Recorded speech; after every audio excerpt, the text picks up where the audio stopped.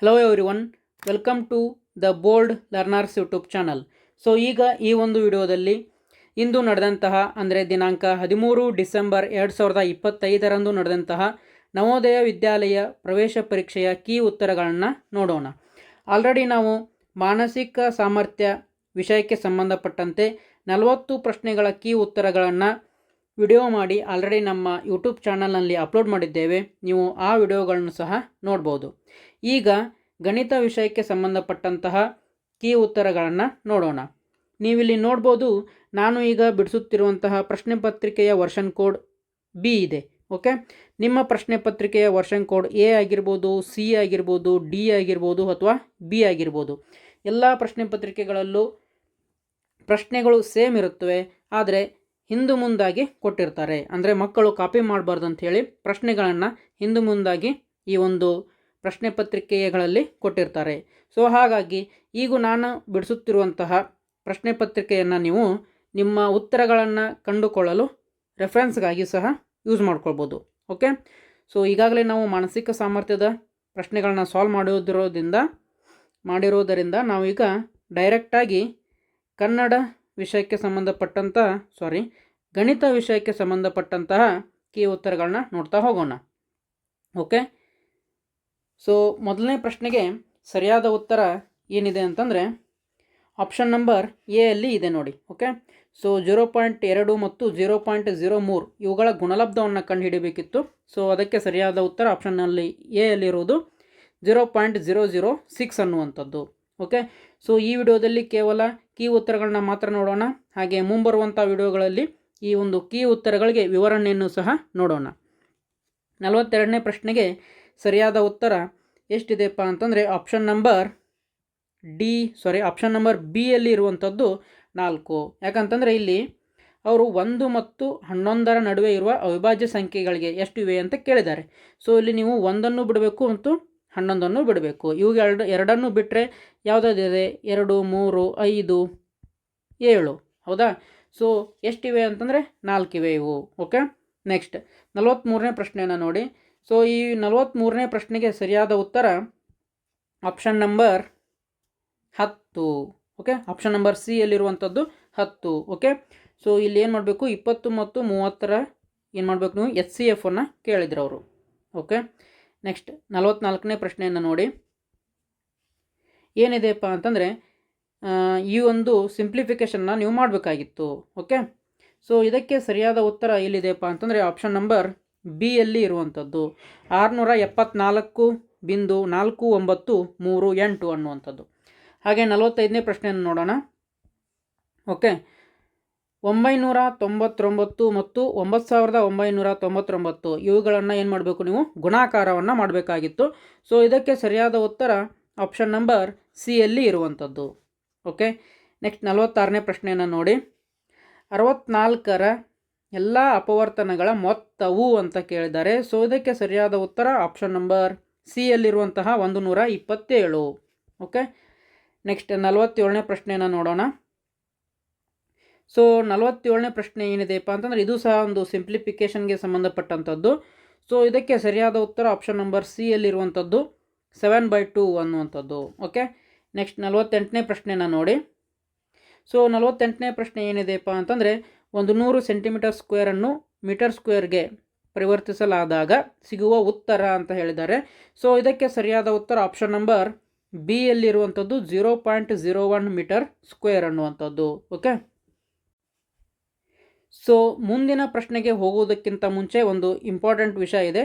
ಅದೇನಪ್ಪ ಅಂತಂದರೆ ನೀವು ಈ ಮುಂದೆ ಬರುವಂತಹ ಆದರ್ಶ ವಿದ್ಯಾಲಯ ಪ್ರವೇಶ ಪರೀಕ್ಷೆಯ ತಯಾರಿಯನ್ನು ನಡೆಸಿದ್ದರೆ ಹಿಂದಿನ ವರ್ಷದ ಪ್ರಶ್ನೆ ಪತ್ರಿಕೆಗಳು ನಿಮಗೆ ಬೇಕಾಗಿದ್ದಲ್ಲಿ ನಮ್ಮನ್ನು ಸಂಪರ್ಕಿಸಬಹುದು. ಓಕೆ, ನಾವು ನಿಮಗೆ ಒಟ್ಟು 15 ವರ್ಷಗಳ ಪ್ರಶ್ನೆ ಪತ್ರಿಕೆಗಳು ಅಂದರೆ 2011ರಿಂದ 2025ರವರೆಗಿನ ಪ್ರಶ್ನೆ ಪತ್ರಿಕೆಗಳನ್ನು, ಅದು ಹೇಗೆ ಕೀ ಉತ್ತರಗಳು ಇರುವಂತಹ ಪ್ರಶ್ನೆ ಪತ್ರಿಕೆಗಳನ್ನು ನಿಮಗೆ ವಾಟ್ಸಪ್ ಮೂಲಕ ಸೆಂಡ್ ಮಾಡುತ್ತೇವೆ. ಓಕೆ, ಸೊ ಅದಕ್ಕೆ ಇರುವಂತಹ ಏನು ಫೀಸ್ ಇದೆ ಅದನ್ನು ನೀವು ನಮಗೆ ಗೂಗಲ್ ಪೇ ಮುಖಾಂತರ ಪೇ ಮಾಡಿದ್ದಲ್ಲಿ ನಿಮಗೆ ವಾಟ್ಸಪ್ ಮುಖಾಂತರ ನಾವು ಈ ಒಂದು ಪ್ರಶ್ನೆ ಪತ್ರಿಕೆಗಳ PDF ಅನ್ನು ಸೆಂಡ್ ಮಾಡ್ತೇವೆ.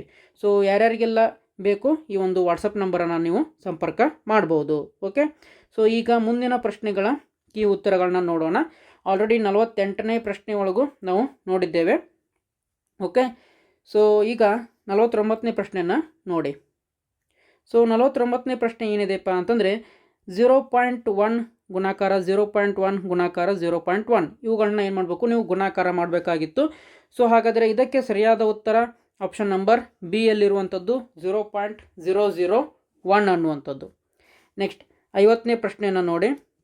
ಓಕೆ, ಸೊ 50ನೇ ಪ್ರಶ್ನೆಗೆ ಸರಿಯಾದ ಉತ್ತರ ಯಾವುದಪ್ಪ ಅಂತಂದರೆ ಆಪ್ಷನ್ ನಂಬರ್ ಸಿ ಯಲ್ಲಿ ಇರುವಂಥದ್ದು 0.999 ಅನ್ನುವಂಥದ್ದು. ಓಕೆ, ನೆಕ್ಸ್ಟ್ 51ನೇ ಪ್ರಶ್ನೆ 0.238ರ ಭಿನ್ನರಾಶಿಯ ರೂಪವು ಇದಾಗಿರುತ್ತದೆ ಅಂತ ಕೇಳಿದ್ದಾರೆ. ಸೊ ಈ ಒಂದು ಪ್ರಶ್ನೆಗೆ ಸರಿಯಾದ ಉತ್ತರ ಯಾವುದಪ್ಪ ಅಂತಂದರೆ ಆಪ್ಷನ್ ನಂಬರ್ ಎ ಅಲ್ಲಿ ಇರುವಂಥದ್ದು. ಇದನ್ನು ಹೇಗೆ ಮಾಡಬೇಕು, 238 ಬಾಗಿಲೆ 1000 ಮಾಡಬೇಕು. ಇದನ್ನು ನೀವು ಕಟ್ತಾ ಹೊಡೆದ್ರೆ ನಿಮಗೆ ಸಿಗುವಂಥದ್ದು ಬರ್ತದೆ. ಬೇಕಾದ್ರೆ ಈಗ ನಾವು 2ರಿಂದ ಕಟ್ತಾ ಹೊಡೆದ್ರೆ 2 1 ಇತ್ತ 1 ಬರುತ್ತೆ, 2 9 18, 2 500. Okay, so 119 divided by 500 is the right answer. Okay, next 52ನೇ ಪ್ರಶ್ನೆಯನ್ನು ನೋಡಿ. ಸೊ 52ನೇ ಪ್ರಶ್ನೆ ಏನಿದೆಪ್ಪ ಅಂತಂದರೆ ಒಂದು ಪೆಟ್ಟಿಗೆಯಲ್ಲಿ 500 ಮೊಟ್ಟೆಗಳು ಇದ್ದವು. ಅವುಗಳಲ್ಲಿ 25ನೇ 3ರಷ್ಟು ಒಡೆದು ಹೋಗಿದ್ದವು ಮತ್ತು 5ನೇ 1ರಷ್ಟನ್ನು ಅತಿಥಿಗಳಿಗೆ ನೀಡಲಾಯಿತು. ಹಾಗಾದರೆ ಬಳಸಬಹುದಾದ ಒಟ್ಟು ಮೊಟ್ಟೆಗಳ ಸಂಖ್ಯೆ ಅಂತ ಕೇಳಿದ್ದಾರೆ. ಸೊ ಇದಕ್ಕೆ ಸರಿಯಾದ ಉತ್ತರ ಆಪ್ಷನ್ ನಂಬರ್ ಸಿ ಯಲ್ಲಿರುವಂಥದ್ದು 340. ಓಕೆ, ಹಾಗೆ 53ನೇ ಪ್ರಶ್ನೆಯನ್ನು ನೋಡಿ. 53ನೇ ಪ್ರಶ್ನೆ ಒಂದು ಪಂಚಭುಜದ ಸುತ್ತಳತೆ 80 ಸೆಂಟಿಮೀಟರ್ ಆಗಿದ್ದು ಅದರ 4 ಬಾಹುಗಳ ಮೊತ್ತವು 63 ಸೆಂಟಿಮೀಟರ್ ಆಗಿದ್ದರೆ ಆ ಪಂಚಭುಜದ 5ನೇ ಬಾಹುವಿನ ಉದ್ದವು ಅಂತ ಕೇಳಿದ್ದಾರೆ. ಸೊ ಇದಕ್ಕೆ ಸರಿಯಾದ ಉತ್ತರ ಆಪ್ಷನ್ ನಂಬರ್ ಡಿ ಯಲ್ಲಿರುವಂಥದ್ದು 17 ಸೆಂಟಿಮೀಟರ್. ಓಕೆ, ಸೊ ಈಗ ಕೇವಲ ಉತ್ತರಗಳನ್ನ ಮಾತ್ರ ನೋಡ್ತಾ ಹೋಗೋಣ. ಮುಂಬರುವಂಥ ವಿಡಿಯೋಗಳಲ್ಲಿ ವಿವರಣೆಯನ್ನು ಸಹ ನೋಡೋಣ. ಓಕೆ, ದೆಹಲಿಯಿಂದ ಜೈಪುರಕ್ಕೆ ಪ್ರಯಾಣ ಮಾಡುವ ರೈಲು ಬೆಳಗ್ಗೆ 10:45ಕ್ಕೆ ದೆಹಲಿಯಿಂದ ಹೊರಟು ಮಧ್ಯಾಹ್ನ 3:30ಕ್ಕೆ ಜಯಪುರ ತಲುಪುತ್ತದೆ. ಹಾಗಾದರೆ ಪ್ರಯಾಣದ ಒಟ್ಟು ಸಮಯ ಅಂತ ಕೇಳಿದ್ದಾರೆ. ಸೊ ಈ ಒಂದು ಪ್ರಶ್ನೆಗೆ ಸರಿಯಾದ ಉತ್ತರ ಆಪ್ಷನ್ ನಂಬರ್ ಬಿ ಯಲ್ಲಿರುವಂಥದ್ದು 4 ಗಂಟೆ 45 ನಿಮಿಷಗಳು. ಓಕೆ, ಹಾಗೆ 55ನೇ ಪ್ರಶ್ನೆನ ನೋಡಿ. ಒಂದು ಹಣ್ಣಿನ ಅಂಗಡಿಯವನು 1500ಕ್ಕೆ ಆ್ಯಪಲ್ಗಳನ್ನು ಖರೀದಿ ಮಾಡುತ್ತಾನೆ. ಅದನ್ನು ಆತ ತನ್ನ ಅಂಗಡಿಗೆ ತೆಗೆದುಕೊಂಡು ಬರಲು 100 ರೂಪಾಯಿ ಖರ್ಚು ಮಾಡುತ್ತಾನೆ. ತಾನು ತಂದ ಆ್ಯಪಲ್ಗಳನ್ನು ಆತ ಒಟ್ಟು 2236 ರೂಪಾಯಿಗಳಿಗೆ ಮಾರಾಟ ಮಾಡುತ್ತಾನೆ. ಹಾಗಾದರೆ ಆತ ಗಳಿಸಿದ ಲಾಭ ಎಷ್ಟು ಅಂತ ಕೇಳಿದ್ದಾರೆ. ಓಕೆ, ಲಾಭ ನಷ್ಟದ ಪ್ರಶ್ನೆ. ಸೊ ಇದಕ್ಕೆ ಸರಿಯಾದ ಉತ್ತರ ಆಪ್ಷನ್ ನಂಬರ್ ಬಿ ಯಲ್ಲಿರುವಂಥದ್ದು 636. ಓಕೆ, ನೆಕ್ಸ್ಟು 56ನೇ ಪ್ರಶ್ನೆಯನ್ನು ನೋಡಿ. ಸೊ 56ನೇ ಪ್ರಶ್ನೆ ಏನಿದೆಪ್ಪ ಅಂತಂದರೆ ಕೆಳಗೆ ಕೊಟ್ಟಿರುವ ಲೆಕ್ಕದಲ್ಲಿ ಬಿಟ್ಟಿರುವ ಸ್ಥಳದಲ್ಲಿ ತುಂಬಬೇಕಾದ ಸಂಖ್ಯೆಯು ಅಂತ ಕೇಳಿದ್ದಾರೆ. ಓಕೆ, ಸೊ ಈ ಕಡೆದ್ದು ಎಲ್ಲ ಲೆಕ್ಕ ಮಾಡಿದರೆ ಈ ಕಡೆನೂ ಲೆಕ್ಕ ಮಾಡಿದರೆ ಸಮ ಇರಬೇಕು ಅದು. ಓಕೆ, ಸೊ ಹಾಗಾದರೆ ಈ ಒಂದು ಪ್ರಶ್ನೆಗೆ ಸರಿಯಾದ ಉತ್ತರ 56ನೇದ್ದು ಆಪ್ಷನ್ ನಂಬರ್ ಎ ಅಲ್ಲಿರುವಂಥದ್ದು 677. ಓಕೆ, ನೆಕ್ಸ್ಟ್ 57ನೇ ಪ್ರಶ್ನೆನ ನೋಡಿ. ಸೊ ಏನಿದೆಯಪ್ಪ ಅಂತಂದರೆ ಒಂದು ಅಂಗಡಿಯವನು 200 ರೂಪಾಯಿಗಳಿಗೆ ಒಂದು ಗಡಿಯಾರವನ್ನು ಖರೀದಿ ಮಾಡುತ್ತಾನೆ ಮತ್ತು 40 ರೂಪಾಯಿ ಲಾಭಕ್ಕೆ ಅದನ್ನು ಮಾರುತ್ತಾನೆ. ಹಾಗಾದರೆ ಅವನು ಗಡಿಯಾರವನ್ನು ಮಾರಾಟ ಮಾಡಿದ ದರ ಅಂತ ಕೇಳಿದರೆ ವೆರಿ ಸಿಂಪಲ್ ಕ್ವಶನ್. ಸೊ ಈ ಒಂದು ಪ್ರಶ್ನೆಗೆ ಸರಿಯಾದ ಉತ್ತರ 240 ಅನ್ನುವಂಥದ್ದು ಆಪ್ಷನ್ ಸಿ. ಓಕೆ, ನೆಕ್ಸ್ಟ್ ಯಾವುದಪ್ಪ ಅಂತಂದ್ರೆ ಈಗ 58ನೇ ಪ್ರಶ್ನೆಯನ್ನು ನೋಡಿ. ಓಕೆ, ಸೊ ಒಂದು ಆಯತದ ಎಲ್ಲ ಒಳಕೋನಗಳ ಮೊತ್ತವು ಇದಕ್ಕೆ ಸಮ ಅಂತ ಇದೆ. ಓಕೆ, ಇದೊಂದು ಆಯತ ಅಂತ ಇದ್ದರೆ ಓಕೆ ಇದರ ಒಳಕೋನಗಳ ಮೊತ್ತ ಕೇಳಿದ್ದಾರೆ. ಸೊ ಇದು ಸಹ ಲಂಬಕೋನ, ಇದು ಲಂಬಕೋನ, ಇದು ಲಂಬಕೋನ. ಸೊ ಲಂಬಕೋನದ ಅಳತೆ ಎಷ್ಟಿರುತ್ತೆ, 90 ಡಿಗ್ರಿ ಇರುತ್ತೆ. ಹೌದಾ, ಎಲ್ಲವೂ ಕೂಡ 90 ಡಿಗ್ರಿ ಇರುತ್ತೆ. ಸೊ ಹಾಗಾಗಿ ಎಲ್ಲ 90 ಡಿಗ್ರಿಗಳನ್ನ ಕೂಡಿಸುವುದು ಒಂದೇ, ಗುಣಾಕಾರ ಮಾಡುವುದು ಒಂದೇ. ಸೊ 90ಕ್ಕೆ 4ರ ಗುಣಾಕಾರ ಮಾಡೋಣ. 4 0 0 4 9 36. ಸೊ 360 ಡಿಗ್ರಿ ಇದಕ್ಕೆ ಸರಿಯಾದ ಉತ್ತರ ಬರುತ್ತೆ. ಸೊ ಹಾಗಾದರೆ ಇದಕ್ಕೆ ಸರಿಯಾದ ಉತ್ತರ ಆಪ್ಷನ್ ನಂಬರ್ ಎ ಅಲ್ಲಿ ಇರುವಂಥದ್ದು. ಓಕೆ, ನೆಕ್ಸ್ಟ್ 58ನೇ ಪ್ರಶ್ನೆ ಆಯಿತು. 59ನೇ ಪ್ರಶ್ನೆಯನ್ನು ನೋಡಿ.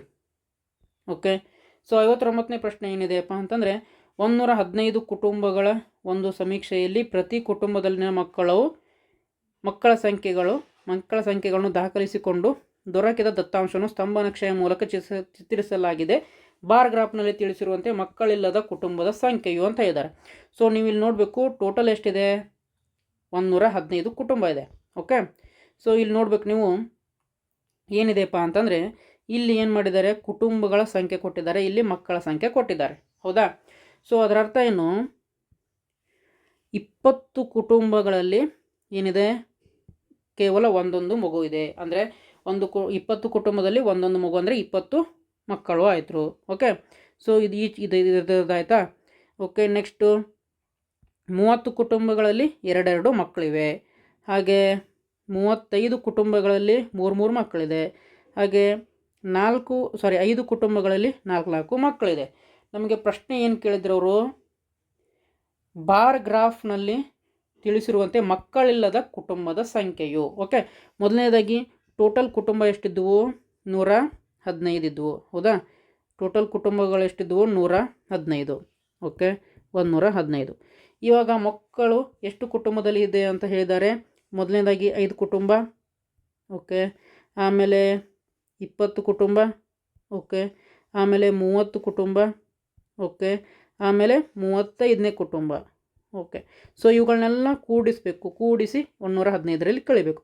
ಓಕೆ, 5 + 5 ಎಷ್ಟು ಬಂತು? 10 ಬಂತು. ಓಕೆ, 2 3 5 8 9 90. ಅಂದರೆ 90 ಕುಟುಂಬಗಳಲ್ಲಿ ಮಕ್ಕಳಿದ್ದಾವೆ.